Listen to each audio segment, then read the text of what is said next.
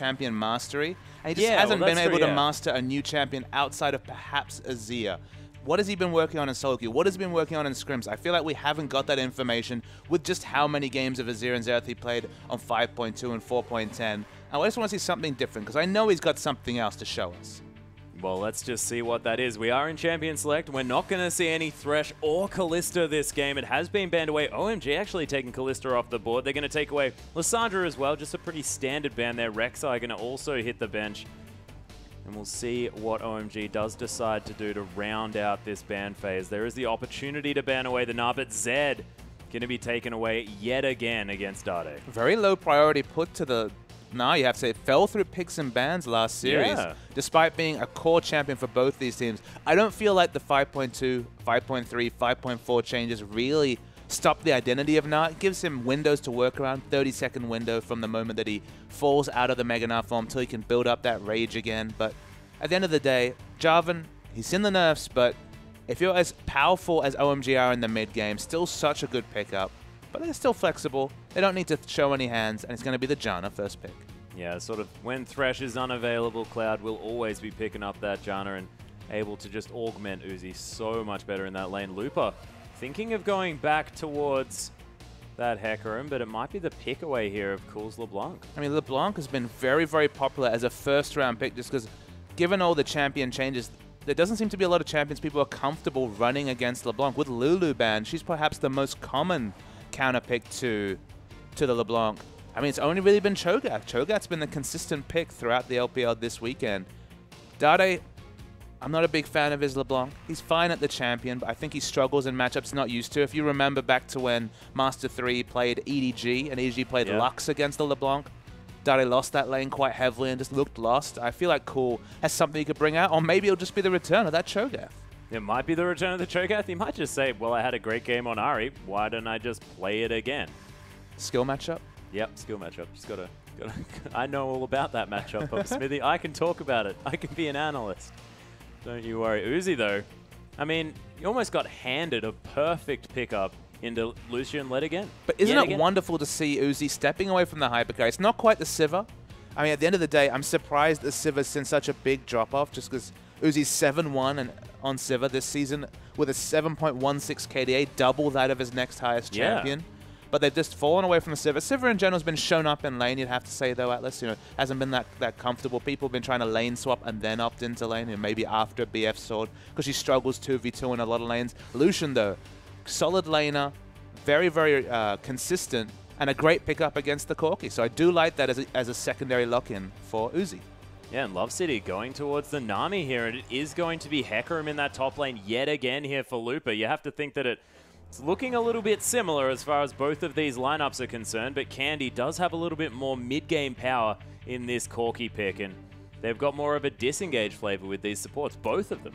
I don't really understand the Nami pickup, though, just because, again, it's usually about disengage for a hyper carry. This is Corki, so it's going to be something very different. Corki's laning phase is already pretty strong. I mean, Lulu in general lanes very good against Janna, so maybe it's just opting in for the 2v2, looking for a confident laning phase.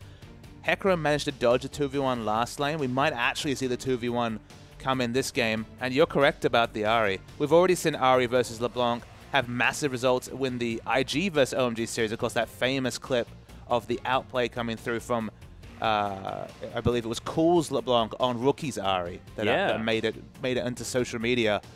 We're going to see the Ahri once again.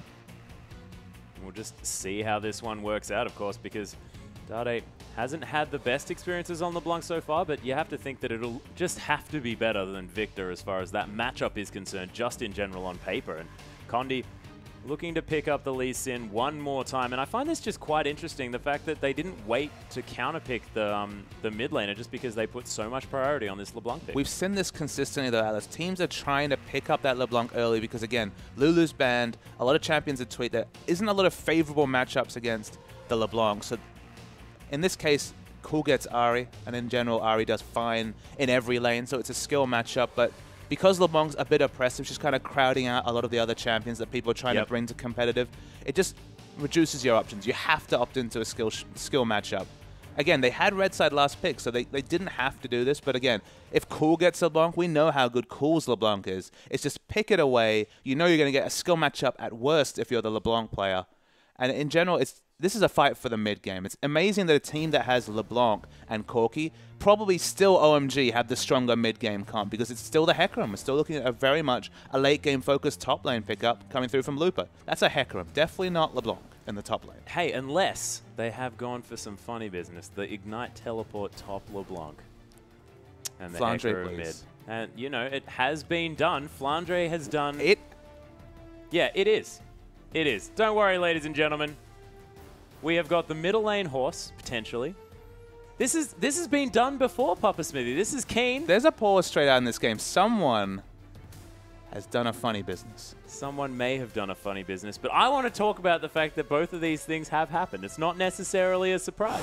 Okay, I need to breathe a little bit here. Let's go to teleport Ignite top LeBlanc. The last time I saw teleport Ignite LeBlanc, it was actually a support LeBlanc. If you remember, there was actually, I believe it might have even been Mandu, or maybe it was Alan, who liked to teleport to the mid lane, get aggressive wards down, and then just have the Ignite for lane control. But this is a mistake. Is it a mistake? It's a mistake. Is it a mistake? I don't know, because I like the rampaging horse in the mid lane. Keen does amazing things on that With champion. Flash? No, I don't necessarily think he takes Flash. I think he may take Ghost, but that's neither here nor there. You can use Flash on a Hecarim. You can just flash into that rampage. Hecarim has 23 AP. All right. Way to rain on the parade.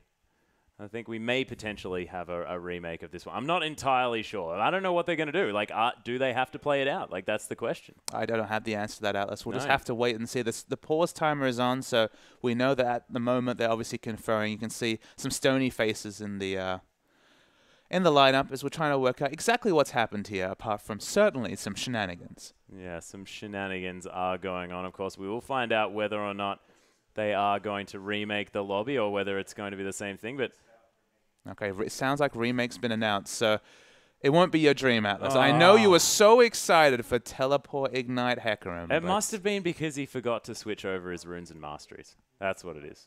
We are still going to get the same matchup, hopefully. No, it won't happen. It won't happen, Papa Smithy, mostly because that would be horrible going into an Ari matchup. That just sounds absolutely awful. Whew, okay, so full start. Everyone got excited for the start of the game. We're going to have to go through champions and picks again. Yeah, hopping back in, and we'll just have to go through exactly the same picks and bans as we did last time. No change-up's going to be going on here, but let's discuss this one more time. It's going to be exactly the same top lane matchup, depending on whether or not they manage to get this lane swap, which I could imagine OMG probably don't want because, you know, they've got the Lucian into the Corki. They're pretty happy about that, and of course, Lupa wants to be in that 1v1, so both of these teams probably okay with going into the sort of standard laning situation. Mm-hmm. And we'll just see how this Corki pickup really changes it, because that's the main difference as far as these matchups are concerned. Look, it's another very comfortable champion for Candy. Candy's definitely been all about the Corki and the Kalista. Yep. Hasn't had as much success with the Corki as the Kalista, but then again, has played a lot more Corki, and it's just been indicative of M3's struggling fortunes throughout the season. Looks very comfortable on that champion. The matchup, it's pretty even, though I'd give the advantage to Lucian just because the Relentless Pursuit, so good at dodging the Phosphorus Bomb, gets those early trades in. And you could argue scales better in the late game in that he's a pseudo-tank buster. He's quite good at busting tanks. He's not Jinx necessarily, but just because he's able to apply his passive, which is, you know, multiple crits as well, yeah. Multiple crits, exactly. He is able to bust through a tank. It's funny, Lucian used to be like overwhelmingly strong in lane to the point where you couldn't play a lot of AD carries because they couldn't deal with Lucian. They toned down his lane, and now it's only late game where actually the old Lucian really comes through. Yeah, well, and that's the interesting part, because of course Lucian was always claimed to be this AD carry that falls off around the late game, but at the moment not necessarily being utilized for that. Well, the meta picks have been the Greys, have been the Corki, have been the Sivir, have been the champions that are about rotations and early turrets.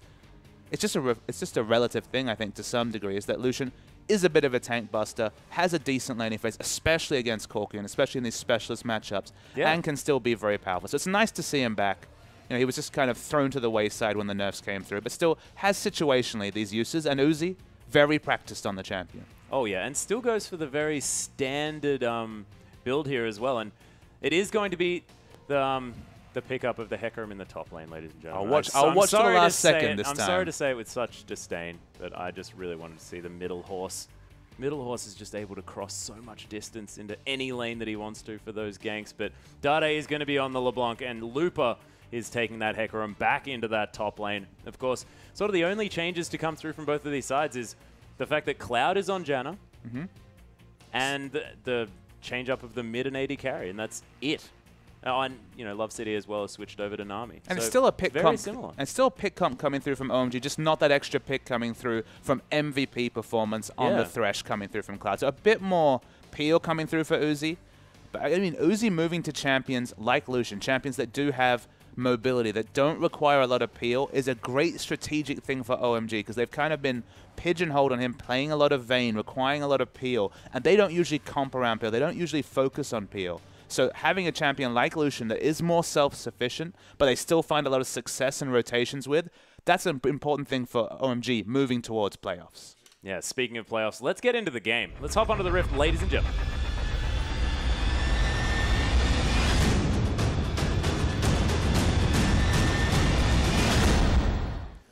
Welcome back, ladies and gentlemen. Finally, we're into our last matchup of the evening with OMG taking on M3. This time, OMG wearing some blue shorts and seeing whether they can make it a 2-0 victory now against what looked like a crippled M3 after that last game. So I was definitely surprised by the standard laning phase coming through in the first game. I expected to see Lupa preyed upon with his lack of flash, with his teleport, ignite, summoner pickups. But there was a standing laning phase. There could be that again, but OMG, they're repeating the procedure at least. They want to get these aggressive wards in at level 1.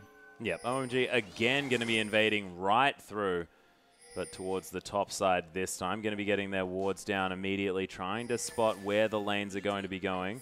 And it looks this time like we have the bottom lane heading towards the top side. So you're right, Papa Smithy, it looks like we might have a lane swap.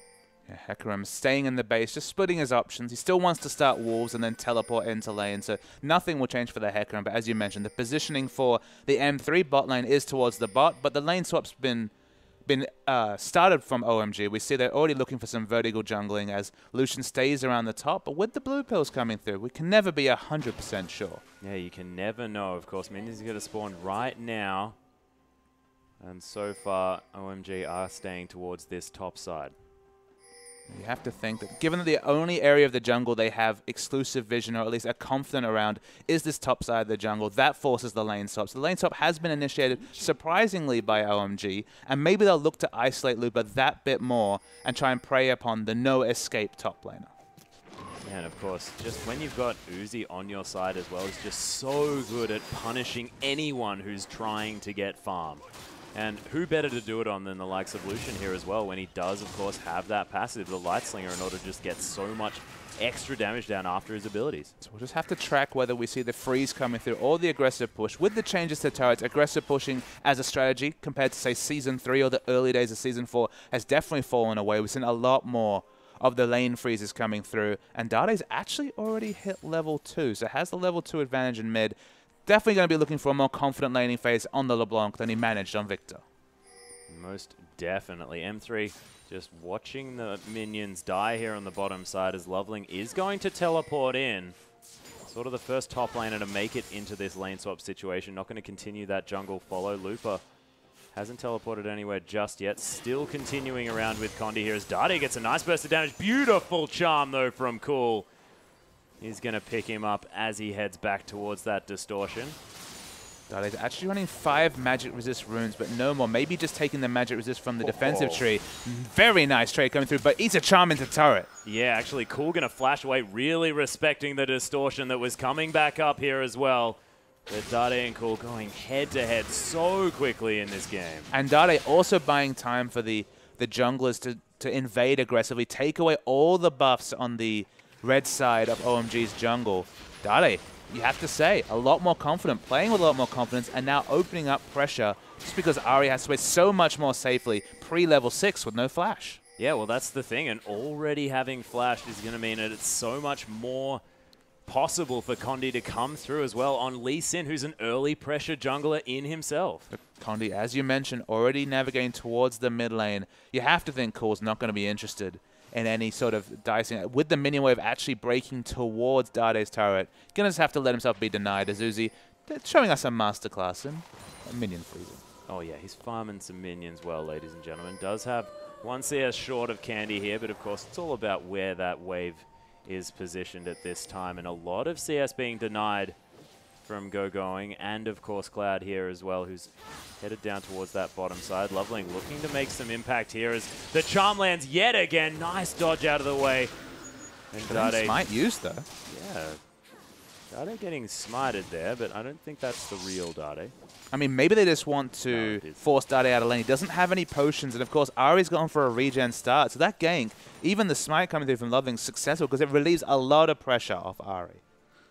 Yeah, Dade just so low at this stage. Doesn't actually have any potions just yet, and cool, he decided to go with a flask, so a lot more sustain. Now, I didn't even notice it till just now, but now the double Dorans is a very nice first pickup. A lot of early game power purchase just to navigate what is a tough laning phase for anyone against the LeBlanc, except maybe Cho'Gath. Of course, Cho'Gath is the best champion. Uzi, though, does actually get his freeze broken here a little bit on the top side, as Lupa did manage to get through with some rampages. Love City helping out there. Both of our mid laners have gone back. Fiendish Codex going to be picked up from Dade, who now has a 9 CS advantage. Double Doran's Ring is going to be the answer from Cool. So a little bit more as far as that health is concerned, but that is about it here for this Ari. It's been very good to see Love City roam top. One of the big advantages Maokai has over Hecarim in a 1v2 is that Maokai can push a wave in from range with the sapling toss. Can even put a second point in the sapling toss, which has high base damage, and try and break the freeze. Hecarim has no options to break the freeze. He's fiercely melee, so you need that support to come in, allow yourself to overextend a little bit, and try and push in Uzi to arrest the freeze. That's why I was so surprised to see standard laning, and it's just that Maokai has so many tools to farm in a 1v2, and Hecarim very limited.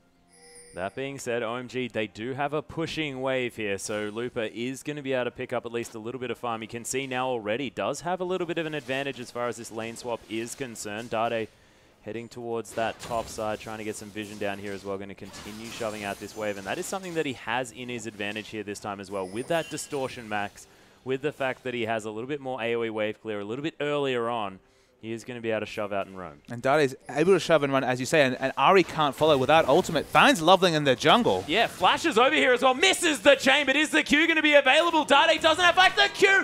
First blood solo kill for Dade with some beautiful roaming. And look, a lot of players, they'll fake out of lane just to threaten aggression, but Dade actually comes through, finds Loveling at his Gromp. Wonderful play from Dade, and such a night and day situation compared to the previous series. Yeah, and that just goes to show that this early warding that has been put down, you can see in the blue side jungle of OMG, already the vision was there, and it was to get Dade ahead, and he capitalized on it beautifully. Really beautiful play coming through from M3 this game. And it's very good to see that confidence. And it all comes from the level 2 trade. It all comes from Cool blowing the flash, only now hitting level 6 and having any sort of mobility. Could not react to the roam coming through from Dade. No wards down to give them any defensive vision. That's just a 3-4 point plan executed brilliantly by Master3.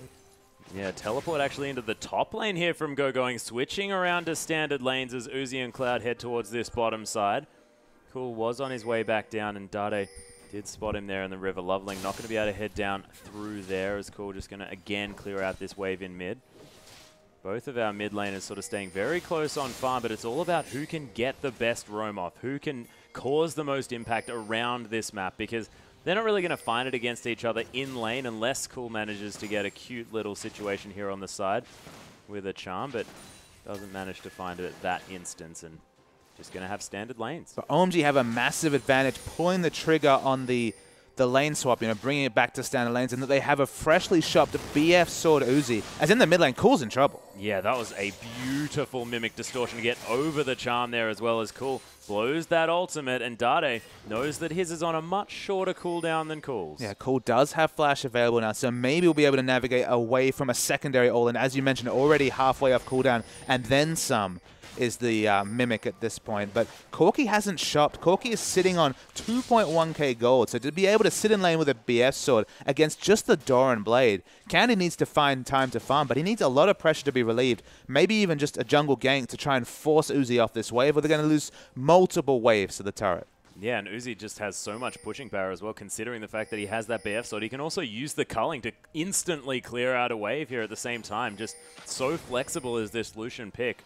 Candy is making use of his rockets, the fact that he has a little bit more range in order to poke out from, and you can see actually does have a lot of control in this lane. We'll probably revisit that word wave clear later into the game, as with the LeBlanc and Looper on the Hecarim, not a lot of wave clear across M3's team, barring, say, the Phosphorus Bomb rockets coming through from Candy. That might be a strategic hole that OMG will be able to take advantage of when they're pushing aggressively later in the game. But as you mentioned, Candy doing just fine in this lane. No wards down for OMG, so they can't really look to play aggressive, even with the item advantage. Yeah, Uzi does have a shield on him just there, looking to go a little bit aggressive. Looper going to take an arcane smash to the back of the face, but he's going to be fine. Condi, in the meantime, just going to solo the dragon. Okay. Nice work, Condi. But what we're mentioning, there's just no defensive wards around. We already said that OMG had control over the the M3 had the control over the OMG blue buff. They moved their wards towards the red buff side, so they couldn't actually go in that area, couldn't react to it with aggression, even in the bottom lane, with the BF sword versus Doran Blade advantage, and then just had to let the dragon go down. So M3 stacking advantages, at least earliest. Definitely the reverse of the previous game, but as we mentioned, 10 minutes, only a dragon to show for their advantage. And that was quite interesting. Two members of M3 actually stacking on top there, but no one from OMG actually going to capitalize on their extra vision that they had, wanting just to keep that ward alive, not give away the fact that there was vision, maybe. The mid-game comp from M3 definitely coming up trumps against OMG's, and that's despite having a Hecarim versus Maokai top lane matchup. Hecarim will hit his power spike later than going, but will provide quite a big damage threat, as well as being a very tanky force at the front of a fight. So they'll take that. To be in an advantage with the Hecarim top, that's a massive win for M3. Yeah, and Dade farming beautifully under this turret here as well, and this LeBlanc does still have a creep advantage as we have a reset in this lane. Negatron Cloak being completed by Kuldo. Loves to be able to pick up that Abyssal Scepter at any stage, and it's just so brilliant to have early magic resist against a LeBlanc. Absolutely. He's been forced into so many early game items, though. Think about what he's had to pick up to navigate this laning matchup against LeBlanc. Double Dorans, Flask start, as we mentioned, and now the Negatron Cloak. The damage trades will go in his advantage, but Dade has to be careful.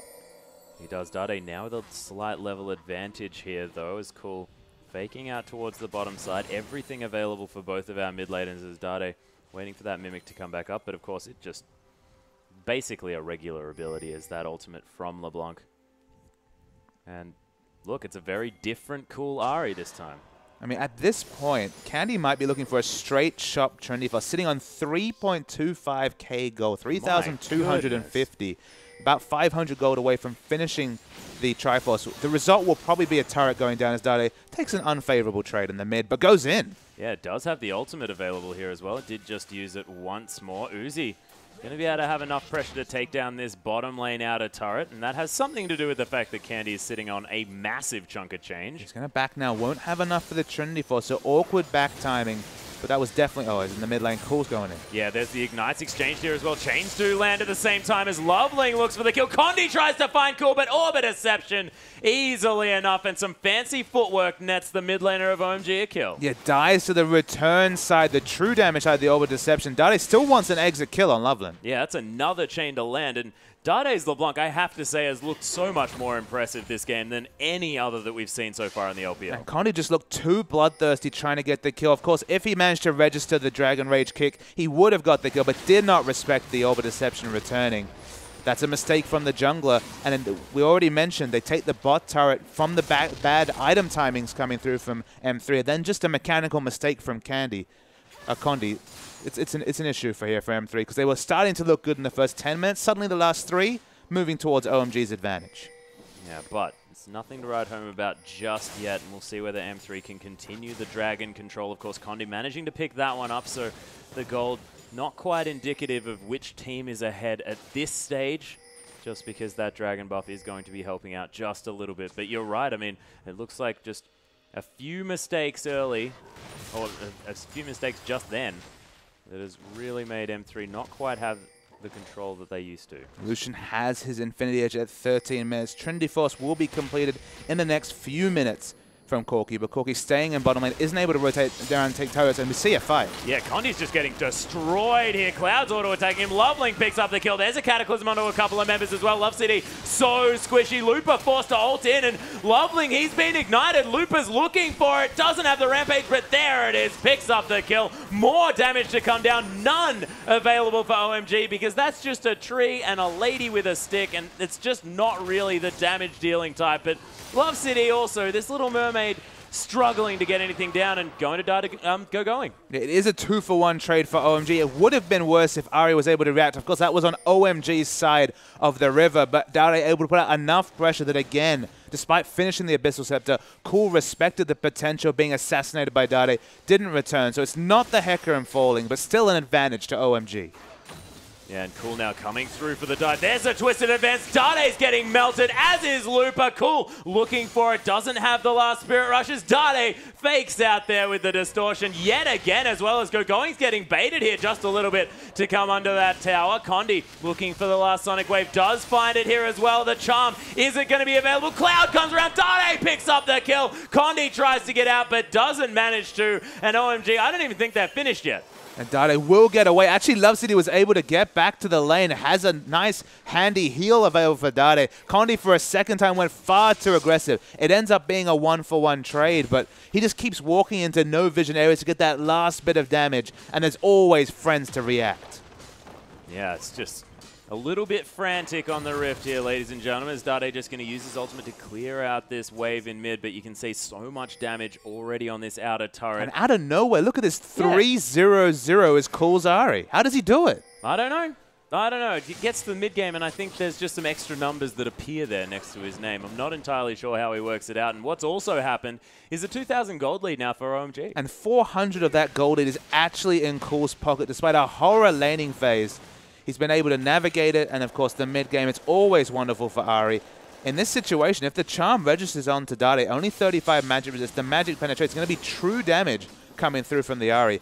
Definitely going to have to respect it. Of course, already has true damage available. That's the thing, but both sides of the Orb of Deception, not just the return. Yeah, exactly. At this present time, it's going to be true damage. Double dipping in the true damage. No worries there at all. The Dragon is now live again. OMG are well aware of it, but there is vision available here for M3, but cute little ward in the back of the pick, going to spot it out here for OMG, and this might be a mistake for M3 to aggressively go for this one. Loveling looking to come round. It's going down incredibly low. Cool comes over for the steal, but it's Condi that picks it up. The culling to come through. M3, they might be able to escape this one, as OMG are very split in this fight. Dade just killed Uzi? Yeah, at the bottom, actually, towards the OMG turret, actually assassinated Uzi, who didn't transition with his team, was split away, trying to draw split focus. Dade did the heroic thing, got the assassination. They pick up the Dragon as well. You're right, it looked risky, but with Looper occupying Going's time, wasn't able to react with the, the targeted twisted advance engage. M3 went out. Yeah, and they pick up their second Dragon here as well. It's a shutout for OMG as far as that's concerned. And I apologize, ladies and gentlemen, because I just didn't see the fact that Uzi had died. It's just a little bit ridiculous. It was off screen, but it was significant, as you mentioned. Dade now 3-0-0, matching the score coming through from Cool. Looper has to worry because there's a lot of people walking towards. He sees Cloud clearing this ward, but he has support coming through. You can see OMG now with so much vision across this map as well. Multiple pinks around everywhere. The top side Looper where he wants to safely farm. Everything warded out here for OMG, and we'll see whether he's going to be safe up here. Of course, a little bit lower mana, probably wants to head back at some stage. Does have quite a lot of magic resist already built up on this horse, and Uzi this time not looking quite as powerful as he was at this point in the last game. Of course, 0-1-0, very different to the 5-1-0 or something like that he was managing to sit at this stage of the last game. But ironically, he's still 250 gold ahead. His item timings are definitely on point. Absolutely, it's not going to necessarily be the 3-item Uzi Lucian at 23 minutes into the game, but in terms of at least his lane opponent, he's ahead, so he can't complain too much. Yeah, it's just not quite as ridiculous as it was. Actually walks forward towards the Aqua Prison, but Dade just pops over the wall and insta-kills him. That's a very dead Lucian. Looper now actually teleporting into the backside. Nice flash from Cloud to get him to safety here as the Onslaught of Shadows would have spelt his death, but not this time. And I think this is why they picked up the LeBlanc. Make sure that they can just get rid of Uzi at any stage. The charm was literally a pixel away from registering on Dade. Probably would have died. It doesn't have the magic, like we said. I actually made a gaff. He actually is running magic resist per level rune, so he has 48 magic resist. Not quite true damage on both sides coming through from Ahri. Dade sacrificed the early laning phase for a bit more magic resist later. Yep, Dade just popping over the side just to say hi to Loveling, but does head back to his distortion there as well, looking for some funny business. The teleport from going here, though, in the middle of the lane. The Cataclysm onto Condi and Love City. Nice Aqua Prison after Love City does get out. Charm not going to land here as well. Another so close skill shot from Cool. Just missed here as Dade hanging out here in the mid lane as well, looking to potentially go for another assassination, but some revenge for Uzi finally. Lets you know how long that engage was. That Uzi was able to come back after getting assassinated and pick up the kill, as you say, the revenge kill.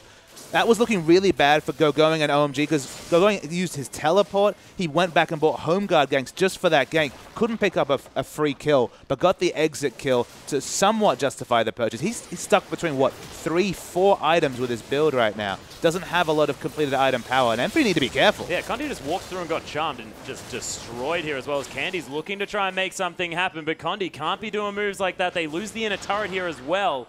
As Candy now trying to get some poke on the way out, but they can't do anything now without Condi there because they're a man short. And Lupa had already used his big cooldown, his only CC engage, the Onslaught of Shadows. That was flashed away from Cloud earlier in the fight, so he didn't even have any engage coming through from his horse. So again, Condi, some of his decision-making this game has been very poor. Already died 4 times in 20 minutes. He really needs to start playing a little bit more conservatively, even though his team lacks initiation unless people are face-checking Dade or the perfect Onslaught of Shadows comes through. He's overextending for those engages and paying for it.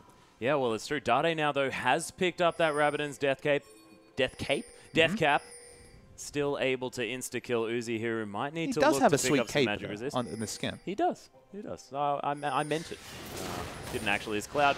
He's going to discover that Death Cap for himself. Ignite going to help out, and Dade is going to auto-attack Cloud there as well after another distortion. Uzi has to be careful, despite the fact that Dade does have a few of his abilities on cooldown, still has his ult.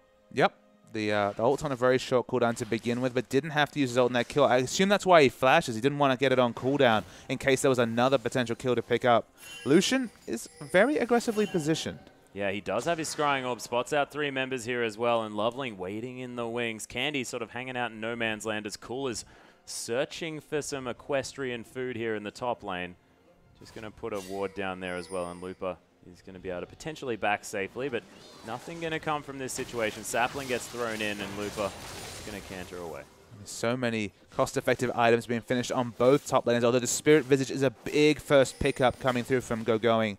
Given that Rod of Age has fallen away as a viable pickup, people are just holding onto the Catalyst that much longer, eventually going to turn it into a Righteous Glory, but needs the Spirit Visage to try and navigate the damage coming through from Dade. Yeah, and it allows him to sort of trade a little bit better as well. Augments his passive there on the auto attacks in lane. So I like the pickup just in general on Maokai, and I just like Spirit Visage. I think it's so much of the team's kills on Dade, 5 out of 6 kills. You can see he's just camping unwatered brushes, or in this case, a brush he hopes is not watered, to try and pick up exit kills, just to buy time for his team to farm. They need Candy to pick up another item, for example, the Blade of the Ruined King that he's finished on, because nobody's really team fight ready for M3 other than Dade. Yeah. Dade might find Uzi here as well. There's the Q to land, just relentlessly pursues out of it. He's going to be okay. Yeah, maybe needed to distortion, just go for the chains. Would have lost a lot of DPS doing that, but that was probably the only way to pick up Uzi. Wasn't aggressively walking towards that brush. Would have been arrested a lot of the momentum for 40 seconds or so, but it's going to be definitely a challenge at the Dragon. This will be the 3rd Dragon coming through from M3 if they can take it. Yeah, it's actually going to get started up here from one of Candy's rockets as OMG looking to try and contest this one. 3,000 gold is the lead for OMG. They have the items to do this one. Sapling's getting thrown in as well as Lupa. Tanking up the Dragon here just a little bit. Distortion going to be thrown out. There's the ultimate actually from Dade, just trying to deter Loveling from coming through here. And OMG now with the aggro of the Dragon. Is it going to be M3 making it in for the steal? It's resetting. This Dragon doesn't know what to do as there's a twisted advance onto Lupa. He's just getting exploded. Cool's going to pick up the Dragon. Lupa actually fears him over the wall, but the Cataclysm and Uzi able to sit in the back line. This is a whitewash now for OMG. Only Loveling dead. Dade's going to fall at the same time, and an ace for OMG. Just beautiful play. We talked about it, Atlas. The items in the front line are not there to complement how strong Dade is. Dade is ready for a fight, but there still wasn't the Frozen Heart just being completed by Lupa now. Condi exploding in the front after a very trying early game where he's died multiple times. The difference between the front lines, Going lived and was able to tank up that extra damage with the ultimate. The Vengeful Maelstrom. M3's front line just exploded, even with the exhaust riding on Uzi. And Dade, there's only so much he can do. Yeah, and you've got to put it down a lot to Loveling building this Juggernaut, because the fact that Loveling was dead, as was cool, but the fact that Loveling died means that he tanked up his entire health bar, which was massive because of the pickup of that item. I feel like if you have consistent damage from the mid lane, okay, if you have burst, then maybe go for the Warrior Enchant just so that your EQ and your ultimate for Jarvan do more damage. When you have consistent damage, and speaking of damage, Condi face checks another brush. Safeguard to come through. Cloud takes a lot of damage though, forced to McHale's himself as well. Candy comes around. M3 might be able to get something out of this. Slowing Going with that Blade of the Rune. Oh my goodness, Uzi getting destroyed here by Dade's combo, but is it going to be enough? Oh my goodness, Uzi just explodes Condi as he comes through, but does die for it. There's the rocket to finish off Going as well, but Cooley's not finished and Loveling's looking to start something up. OMG, we'll see whether they can get some revenge kills as M3, now with a man advantage, look to push this top lane. Yeah, they have to respect the damage coming through from Cool. He still has his ultimate available. They're pushing as a 5-man group. Lupa is just about to get the Onslaught of Shadows off cooldown. They're able to stay as a unit, as we say, and they're going to get some advantages. Yeah, be able to pick up some more objectives here potentially as they keep shoving out this wave. Of course, OMG just waiting for their last two members to respawn. Going can teleport in as well. Dade looking for Cool, but isn't going to be able to find it. As Loveling actually going to EQ over here as well, as Lupa does have his ultimate, decides to hold on to it here as well. Ebb and Flow doing so much work in the backside. Cool does come aggressively forward. Uses that Spirit Rush. There's a lot of damage as well. Dade gets destroyed as in comes Going. And Candy and Lupa even the same, as just Going's ridiculous on this champion. Another charm lands, and that was just an overstay from M3. You can see why Going loves the Maokai, because the difference between a teleport engage from Maokai and a teleport engage from Lupa is so different. With the Twisted Advance, the targeted engage, so tanky in the backline. They pick up the exit kills. It looked like OMG were too aggressive trying to pick up this enemy red, but it's just traded advantages. Now OMG once again in the advantage. Uzi takes away that buff. His level of power, he's got the 380 carry items, and only just finished is the Blade of the Ruin King on Candy. Yep, that being said, I mean, 4,000 gold's the lead now for OMG. At this stage of the game, it was basically over for M3 in our last meeting. So things going better, but I mean, you're right, Uzi. He's back to those 3 items yet again at this stage. And all I can take away is, again, when it's the core on the Ahri, when they have consistent damage from the mid lane, not just burst, and then, of course, you have an AD carry who's doing fine in the mid game like Uzi, go that Juggernaut. Just be more of a front line, because all his team needs is a front line. All Dade needs is a front line to some degree, because he's doing consistent damage to some degree as well, especially as he moves towards level 16. But the difference in front lines, thanks to the Juggernaut, is so considerable that Dade and Candy just have no time to do damage, because their front line is exploding. Yeah, well, that's the thing. And OMG, I mean, look at Going here, though. Going's had an absolutely incredible performance this game on this Maokai. He's 14 of the 16 kills that are on the map, always managing to use that teleport brilliantly and augmenting his team to the point where he's almost unkillable at this stage, almost has that Frozen Heart as well as the Spirit Visage and the Catalyst as well. I mean, he's just going to be so huge. And although Lupa has nice item pickups, Spirit Visage, Frozen Heart, both excellent items on Hecarim, if you're going to justify picking the Hecarim that only really has one form of CC with the ultimate, the Onslaught of Shadows, you kind of need the burst from the Trinity Force, because he just doesn't do as much with those items as Maokai would with them. Yeah, well, that's the thing. Condi actually looking to come around. Is he going to be able to pick up the steal here? No, Loveling secures it. And Condi, he's definitely dead. Lupa right in the back there, as well as the Monsoon healing up the members of OMG. We do have some kills coming through for M3, though, on the backside, but Cool just has so much DPS. Pops the Zhonya's. Candy goes overly aggressive, and it's another ace for OMG. Even with Candy auto-attacking over the ridge, he was actually able to get a lot of auto-attacks off that fight just because he was safe from the OMG group. Cool's consistent damage after Uzi was assassinated is still very high. That's why it's respected. That's why we see the Juggernaut coming through. And OMG are going to push through and take an inhibitor. Yeah. all too easy here as well. Now with the Baron creeps at their backs, and Condi's alive again, but 1-7-6. He's had a horror of a game this game on this Lee Sin, and it's not because he's necessarily played badly, it's just that he's been caught in his own jungle over and over again and punished. I think those have to be related points though, Atlas. He's just been too aggressive in his positioning. Maybe he's getting called into too aggressive engages, but when he goes in, he's been preyed upon multiple times. There's been picks across the map. Again, if you're engaging on Cool, if you're engaging on going all Loveland, they all have pick CC. And if you go too far aggressive, how many times has he face-checked multiple members and died, overextending for just that last auto, just that last Dragon Rage kick? And he's been preyed upon in the jungle. Yeah, well, that is the thing. That being said, 10 seconds now on the Dragon. M3 looking to try and get something down here as Dade is hanging out, maybe wanting to go for an insta-kill onto Uzi, who hasn't built up a shred of magic resist yet. Dragon does spawn, immediately started now for M3. Nice scrying ult from Uzi just to let OMG know exactly what's going on. Ardent Play is going to light everything up as well. Howling Gale coming through, and now Gogo going to start off this fight. Look at him right in amongst everything. Dade just gets destroyed incidentally as Looper going to try and escape with that ultimate. Ebb and Flow does help keep Condi alive a little bit, but Love City, you are so dead, buddy. That is almost cruel, as Cool's going to pick up that Cool. Loveling as well, now with the Cataclysm as well. The Monsoon so aggressively placed from Cloud, and Candy, the last man standing. No, Looper's still alive, but he is cantering the opposite direction. Yeah, Looper with this, where he just doesn't do enough for his team. He doesn't have the CC to draw aggro, of course, consistently with the Twisted Advance and all the damage reduction, doing massive things in the fight. And all Looper's relegated to is just proxying the wave. Yeah, and this is just ridiculous as well coming through from Cool.